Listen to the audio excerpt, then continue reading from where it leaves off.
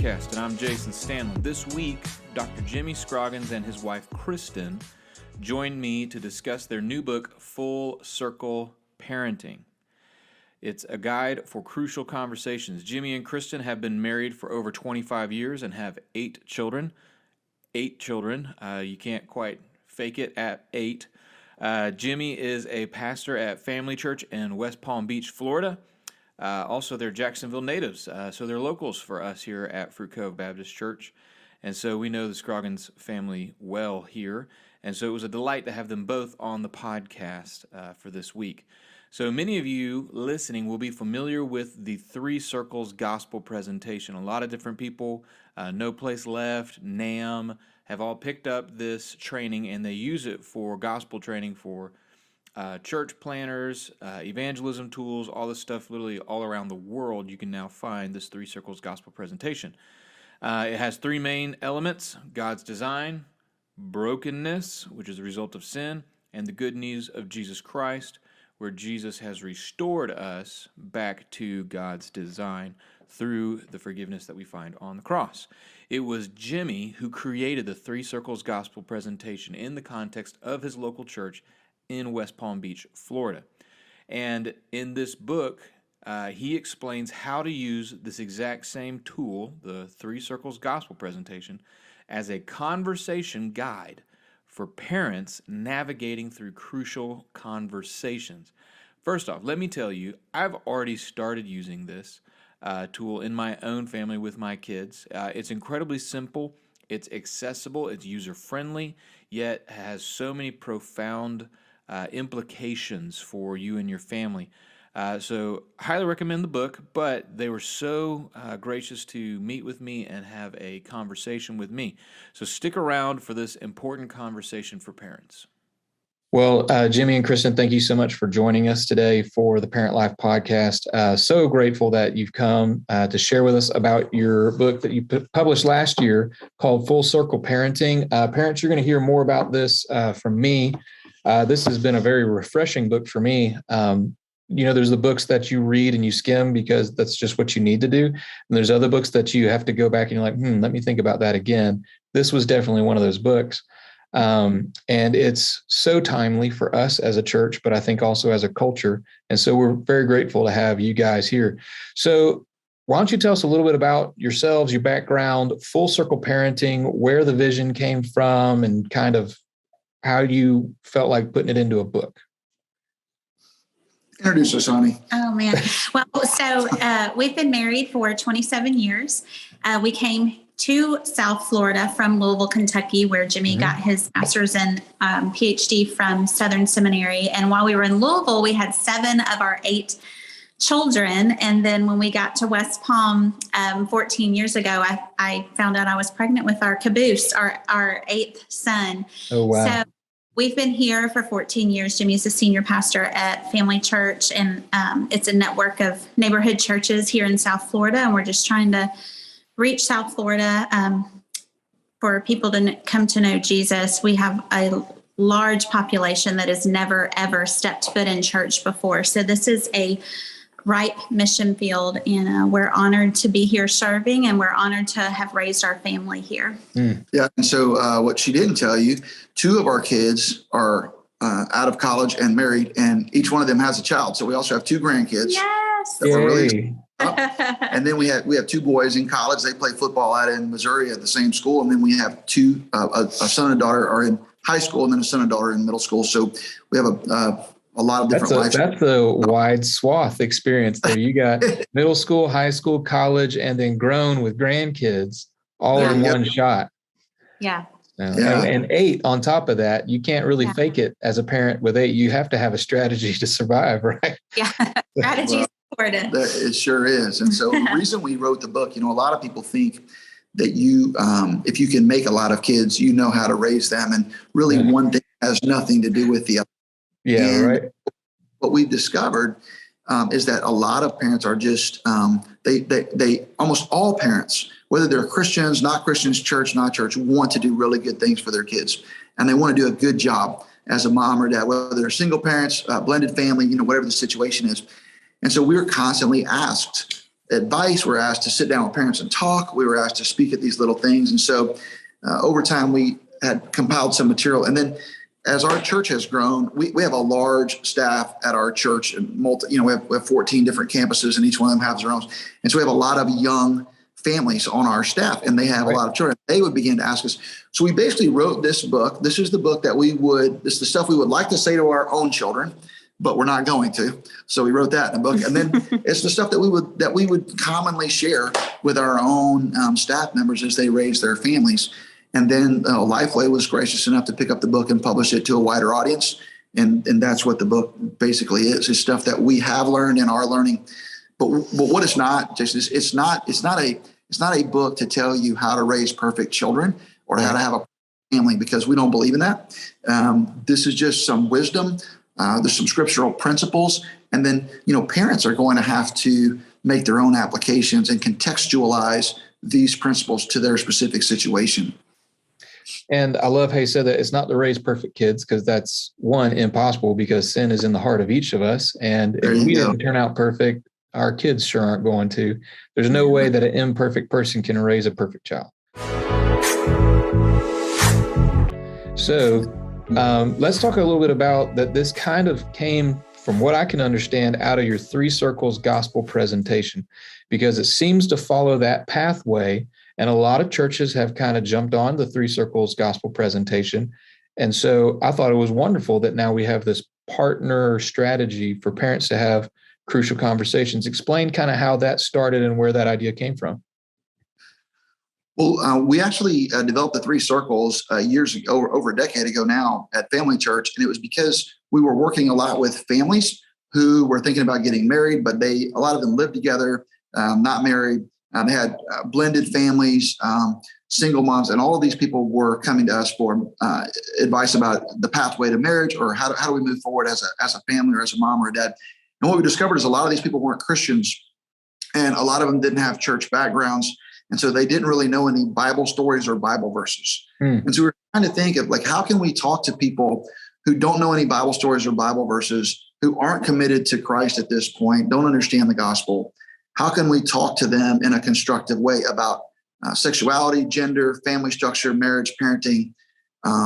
Because we want to talk to them about those things, but we also want them to see that the gospel is at the center of those things when it's done according to God's design. So the Three Circles wasn't originally an evangelistic tool. It was originally a way to talk to far from God people about the relationship between the gospel and the family. And so, wow, what a plot twist that I did not see coming. It started as a family ministry tool, and then it became an evangelism tool. Well, what happened when we started using it in our preparation for marriage classes, a lot of irreligious people started getting saved. And this tool was kind of the thing that opened the door and got them in the right kind of a conversation. And a lot of those people ended up getting married and begin to pursue God's design. And so, wow. So then we used it, and the North American Mission Board picked it up and began to put it out there. And then called I Am Second, and No Place Left started putting it out. So a lot of people in the world are now using Three Circles in different formats, but it really started as a way to talk to irreligious people about their families. Wow. Go ahead.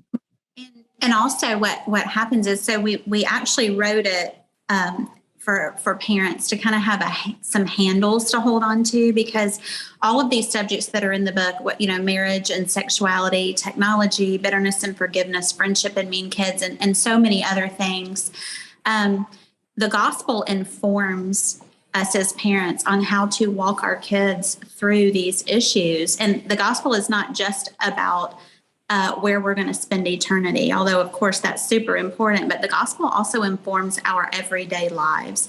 And we wanted parents to kind of see that and feel secure in their parenting, that God actually has a design for our kids in these specific areas. And let's talk them through this so that we kind of have a conversational map to go through no matter what subject comes up with our kids.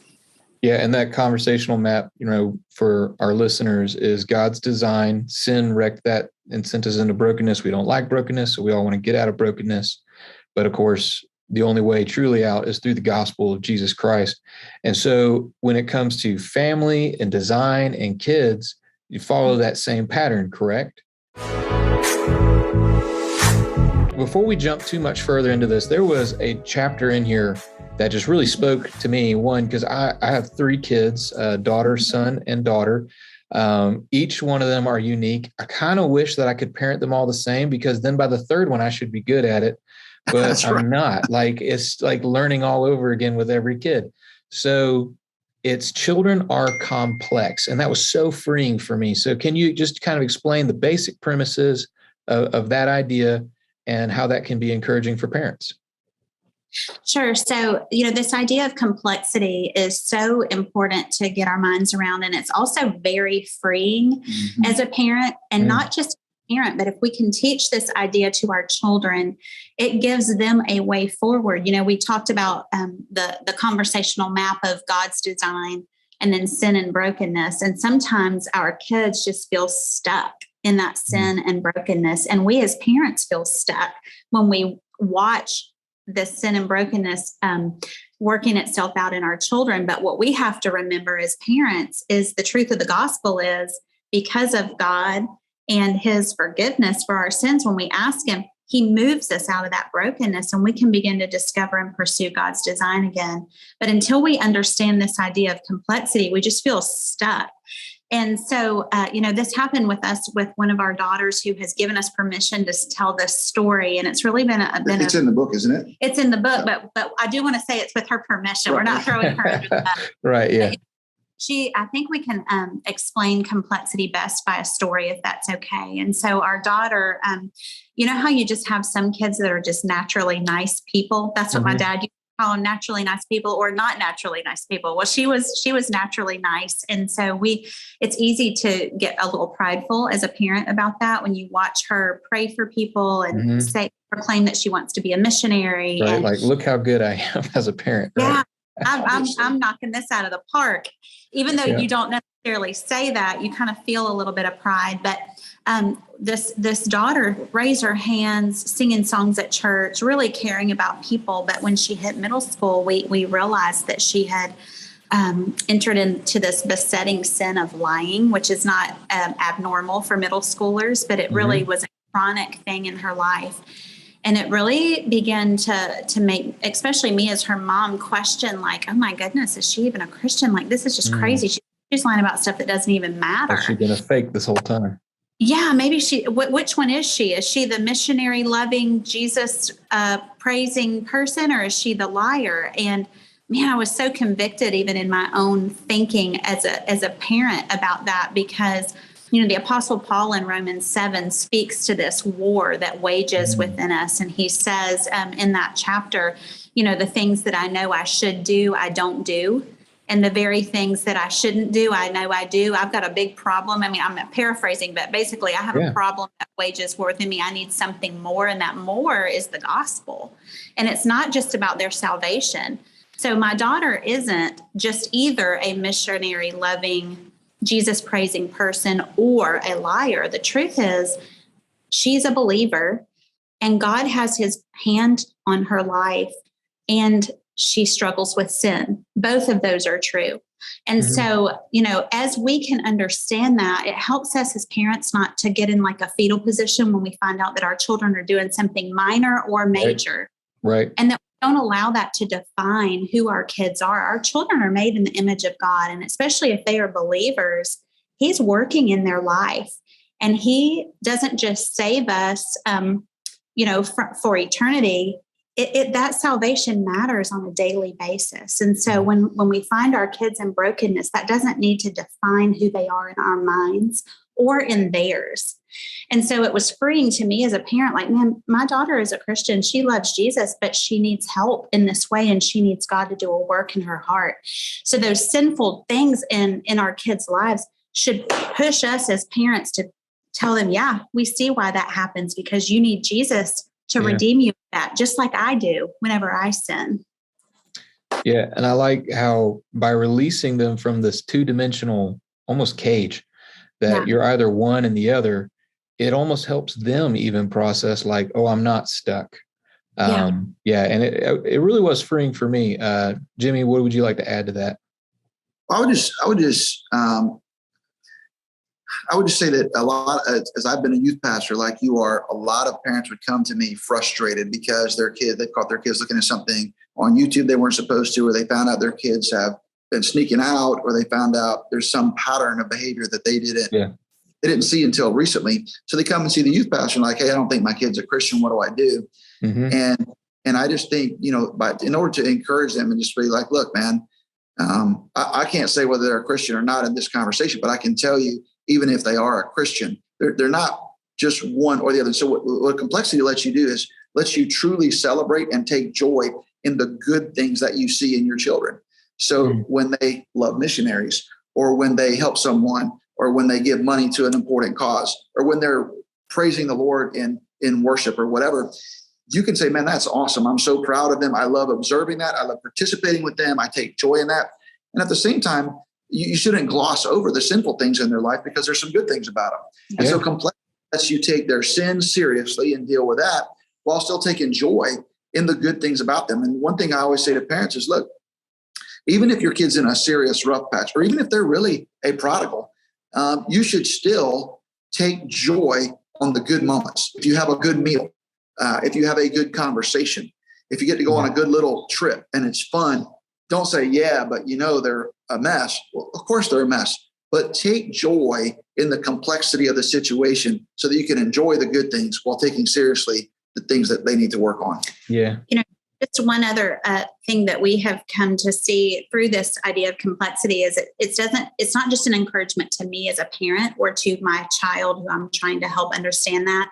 It helps that child think better of their siblings, of their friends. So the idea of complexity doesn't just apply to my child, but it helps my child extend that same grace to other people that they come into contact with. And boy, do we need that in the body of Christ. Yeah. We love it when we hear our daughter or our son will say, yeah, this guy, he's in our youth group, or he's a Christian at school or whatever, but he's gotten in trouble because this happened and that happened. And our kids will go, but everybody's complex. Yeah. And I love that. That is a great way to force yourself to think gracefully towards people. Yeah. And to extend forgiveness even. Yeah. So the two reasons I found that this was so freeing to a lot of parents is, one, when 2020 lockdown hit, it didn't take but a couple weeks, and I was getting a lot of phone calls from parents of, I thought my kid was at home diligently studying. Turns out he wasn't. She was doing all these other things. He was looking at all this stuff. And what do I do now? And I had to have a lot of conversations. I'm like, unfortunately, sin, is real and is constantly available. So there was that. But then the other thing was for parents is, our kids are complex, but so are we. The sinfulness we tend to judge ourselves two-dimensionally as well. I'm either a good parent or I'm a bad parent, rather than allowing the grace of God to speak to us as well. So true. Was that not wonderful? I mean, absolutely so user-friendly. What I love about it is that many people in our church, Fruit Cove Baptist Church here in Jacksonville, we are training them right now with Three Circle Gospel Presentation for the sake of sharing the gospel in their community to their neighbors, to their coworkers. And we just more or less doubled up for them. Now they have an extra tool ready to use, very simple, very user-friendly, but again, very profound to use for engaging in crucial conversations with their children. So I told you about the book. Here it is, Full Circle Parenting, a guide for crucial conversations. And as you heard, Three Circles actually started as a family conversations guide. And then, as Jimmy said, people started getting saved out of that ministry. And that's really where the Three Circles gospel presentation was birthed, was out of family conversations and leading people to the truth of the gospel and how it changes our family. So I hope you really enjoyed this. I hope you will go to Full Circle Parenting and get the book. I put the link in the description. Make sure you go and get a copy of this. It is so good. It is so helpful. So I hope you really enjoy it. Thank you for listening to the Parent Life Podcast today. If you have any questions about me or my ministry, you can go to jasonstanland.com for more information about Fruit Cove Baptist Church here in Jacksonville, Florida, and her ministries. Please go to fruitcove.com. The links are in the bio and descriptions. If you would like to submit a question or response or interact with me here at the podcast, you can email me at parentlife, all one word, at fruitcove.com. May you be filled with the knowledge of his will in all spiritual wisdom and understanding. Colossians 1:9. We will be back next week.